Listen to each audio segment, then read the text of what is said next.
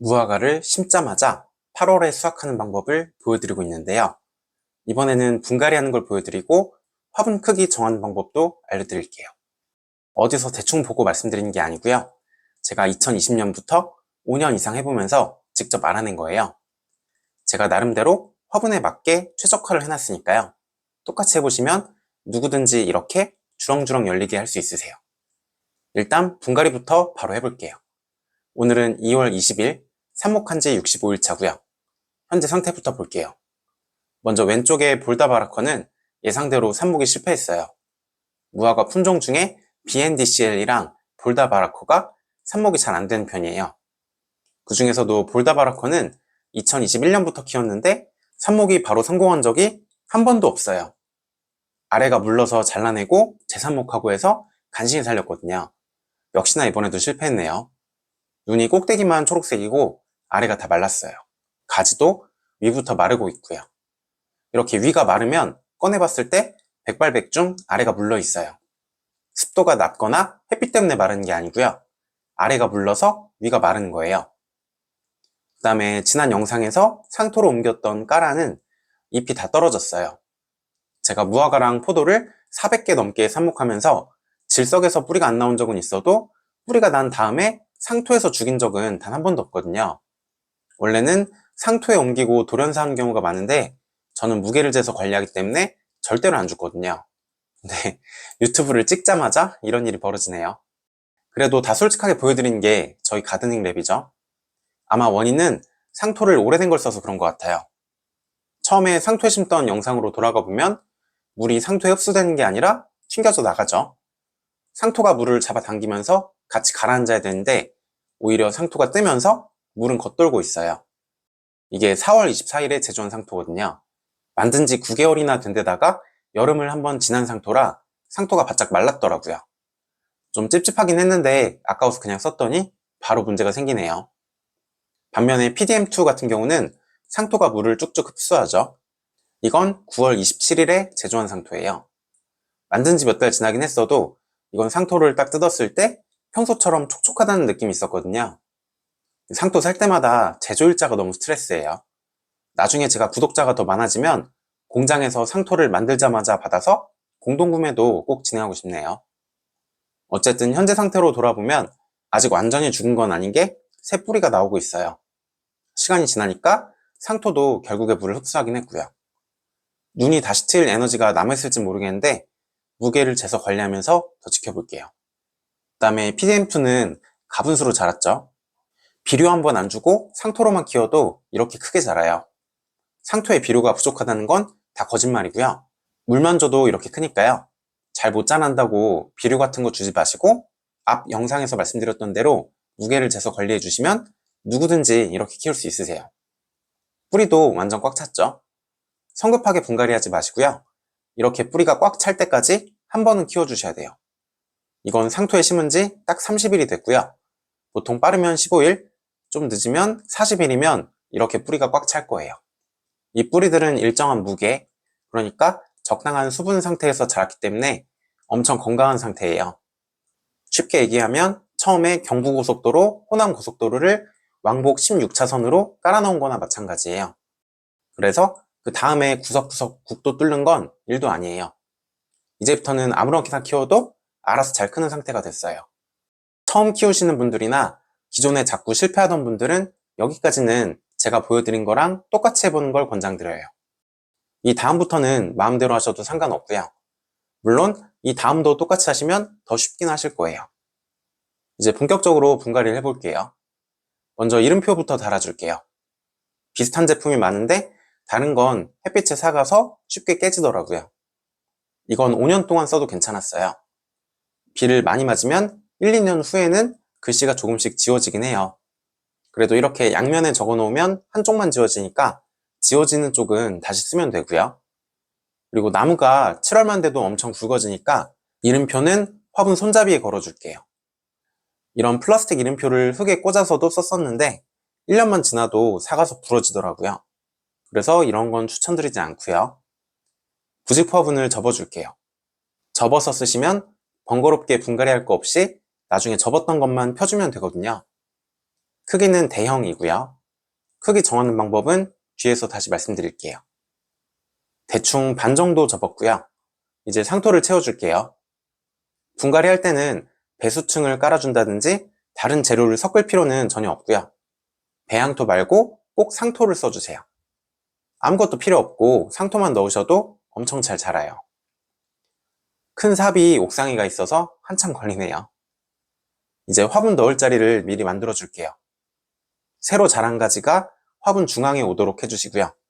묵은 가지 말고 새 가지가 똑바로 서게, 그러니까 땅이랑 수직으로 자라게 자리를 잡아주세요. 아마 저처럼 화분을 약간 눕혀야 새 가지가 똑바로 설 거예요. 깊이는 깊이 심는 게 좋은데 너무 깊이 심으면 잎이 흙에 닿을 거예요. 맨 아래 잎이 흙에 안 닿을 정도로 심어주세요. 이제 뿌리를 꺼낼게요. 일단 삽목화분 옆면을 돌아가면서 주물러 주세요.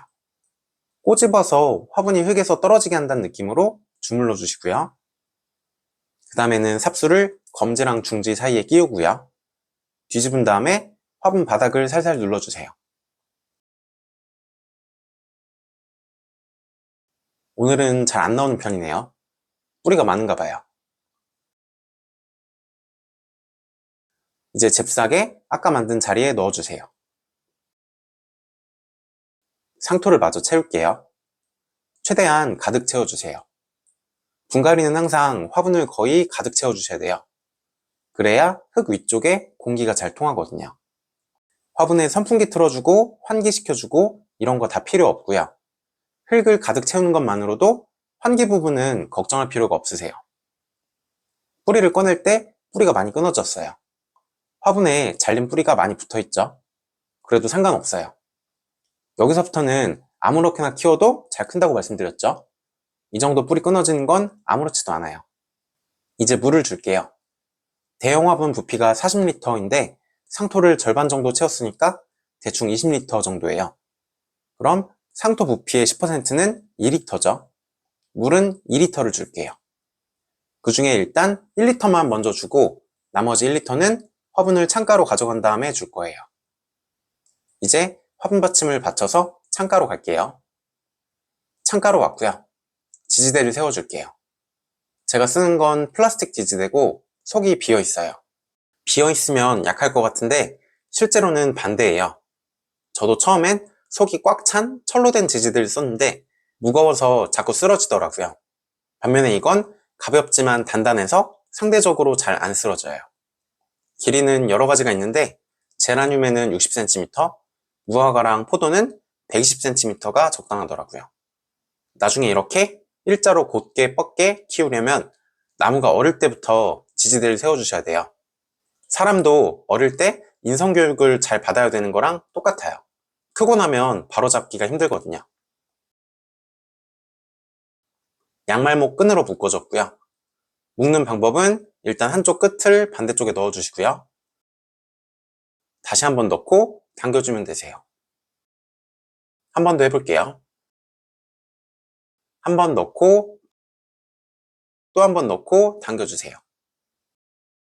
이제 나무물 1리터를 줄게요. 이 양말목 끈은 신축성이 있어요.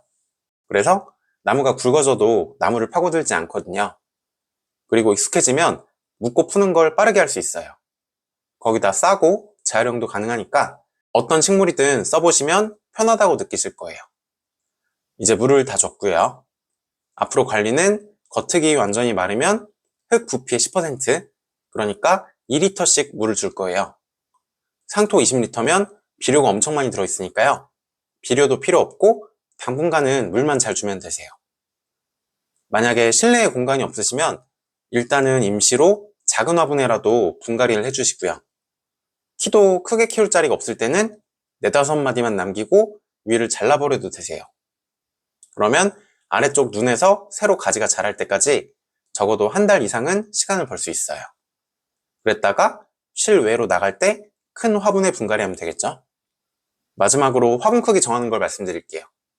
먼저 실외에서 키우실 경우 부직포 화분, 중형, 대형, 특대형 중에 고르는 걸 권장드려요. 열매 개수로 보는 게 가장 직관적인데 매년 열리는 열매 개수가 중형은 20개, 대형은 40개, 특대형은 80개를 생각하면 되세요. 물론 이건 평균이고 품종마다 차이는 있어요. 여기 있는 표는 어디 있는 게 아니고 전부 제가 최적화해서 표준화시킨 거예요. 퍼가셔도 상관은 없는데 출처만 잘 밝혀주세요. 차지하는 공간도 생각해 보셔야 되는데 중형은 가로 세로 각각 70cm는 있어야 돼요. 대형은 가로 세로 1m는 있어야 되고요. 특대형은 1.5m는 있어야 돼요. 이건 나무가 차지하는 공간만 따진 건데 실제로는 나무 사이에 사람이 걸어 다닐 공간도 있어야 되겠죠. 저는 무화과는 주로 대형 화분에 키우고 있어요. 월동할 때 옮기기도 쉽고 수영도 제일 예쁘게 나오고요. 길게 봤을 때 아주 오래 키워도 나무가 건강할 수 있는 크기예요. 이건 수영하고도 연관되는데 나중에 수영 영상에서 다시 자세히 말씀드릴게요. 웬만하면 대형을 기본으로 하고 짜투리 공간에만 중형을 놓는 걸 추천드려요. 다만 특정 품종들은 꼭 특대형에 키워야 되는 경우가 있어요. 제가 품종 소개할 때 착과 문턱을 말씀드리는데 착과 문턱이 높은 품종, 그러니까 처음에 열매가 잘 안 생기는 품종은 특대형에 심어서 크게 키우는 게 좋아요. 가지 숫자도 해마다 늘려주시는 게 좋고요. 그래야 열매가 많이 열리거든요. 대표적으로 RDB, 네그레타, 브람스 말타, CDD-T를 제외한 다른 CDD, 이런 품종은 특대형 화분을 추천드려요. 저는 개인적으로 그 품종들이 특별 대우 해줄 만큼 뛰어나다고 생각하진 않아서 그런 품종들은 전부 없애버렸어요. 그래서 저는 대부분 대형에서 키우고 남는 공간에만 중형 화분을 놨어요. 오늘도 대형 화분에 분갈이를 했고요. 참고로 삽목 화분에서 뿌리가 꽉 찰 때까지 키우신 분들은 단계적으로 분갈이할 필요가 없고요. 최종적으로 키우고 싶은 화분에 한 번에 분갈이 해주세요. 이미 초기 뿌리가 건강하게 뻗었기 때문에 아무리 큰 화분에 심어도 과습이 안 오거든요. 다만 부직포 화분을 절반 정도 접어서 심어주세요. 이렇게 접어서 심으면 세 가지가 좋아요. 첫 번째로 나중에 잎을 떼고 흙을 마저 채우면 위쪽 가지에서 새 뿌리를 더 키울 수 있어요. 뿌리가 한 군데서 시작해서 자라는 것보다는 여러 군데서 시작하는 게 더 건강하고요. 1년차 성장을 가속시켜 줄 거예요. 혹시나 뿌리에 문제가 생겨도 일부 뿌리는 살아남을 수 있고요. 두 번째는 수영이 예뻐져요. 나중에 흙을 추가하면 삽수 부분은 다 흙 속에 파묻히고 새로 자란 가지만 보이거든요. 그럼 깔끔하겠죠? 마지막 세 번째는 혹시나 동해를 입는다든지 지상부가 다 죽었을 때 땅속에서 다시 눈이 터서 자랄 수 있어요. 다른 식물들은 뿌리에서 눈을 만들기도 하는데 무화과는 일단 눈이 있어야지만 거기서 가지가 자라거든요. 그래서 땅속에 예비 눈을 묻어놓는 게 좋아요. 결론적으로 실외 화분은 대형을 추천드리고 남는 자리에는 중형을 놓으시고요. 수세가 세서 열매가 잘 안 달리는 품종만 특대형을 추천드려요. 중간 단계를 거치지 말고 삽목 화분에서 최종 부직포 화분으로 바로 심되 절반 정도 접어서 심어주시고요. 올해 7월 전에 다 펴줄 거예요. 그 다음에 실내에서 키우실 분들은 4리터 화분이나 부직포 중형, 대형 중에 고르는 걸 추천드려요. 실내는 제일 중요한 게 자리예요. 무화과가 잎이 커서 자리를 엄청 차지하거든요. 그래서 공간에 맞게 골라주세요. 대형 화분은 적어도 가로 80cm에 세로 40cm는 있어야 돼요. 기대 수확량은 1년에 10개고요. 이만큼 자리가 없으면 중형 화분에 심으시고 가로 세로 40cm는 필요해요. 열매 5개 정도 기대해 볼 수 있고요. 근데 대형이나 중형 부직포 화분은 높이가 최소 120cm 이상은 있어야 돼요. 높이도 제한되면 4리터 화분으로 분갈이 하시고 공간은 가로 세로 30cm 정도면 충분해요. 대신 기대 수확량은 1년에 1개예요. 이 나무가 무화과 삽목 영상에 나왔던 비에날인데 열매 1개이긴 하지만 그래도 실외에 한 번도 안 내놓고 식물등도 없이 열매를 수확했어요. 작아서 그렇지 맛은 끝내줬어요. 실내에서는 제일 중요한 게 품종이에요. 비에날, 레드레바네스, 하디시카고 이렇게 3개 품종을 먼저 도전해 보시고요. 수확에 성공하면 다른 품종도 키워보는 걸 추천드려요. 이 세 품종도 열매가 안 열리면 환경 문제라는 걸 바로 알 수 있거든요. 근데 다른 품종은 열매가 안 열려도 이게 환경 문제인지 품종 문제인지 알 수가 없거든요. 어쨌든 실내는 공간에 맞춰서 4리터 슬리터 화분, 부직포 화분 중형, 대형 중에 골라주시고요. 4리터 화분은 꼭 저희 가드닝 랩 제품이 아니어도 화분 부피만 비슷하면 아무 슬리터 화분이나 다 괜찮아요. 그 이상 크기는 실내에서 과습이 올 수 있으니까 꼭 부직포 화분을 써주시고요.